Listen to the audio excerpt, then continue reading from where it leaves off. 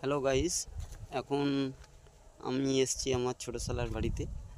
তা আজকে হঠাৎ করেই বলল আজ রবিবার, ওর ছুটি আছে ছোটো শালার। তা এসেছিলাম, এসে তোমাদের এই বাগানে ঘুরে ঘুরে দেখাচ্ছি। এই বাগানটা মোটামুটি আমরা অনেক দিন এসে এখানে ঘুরি বা আমরা রিলসও করি।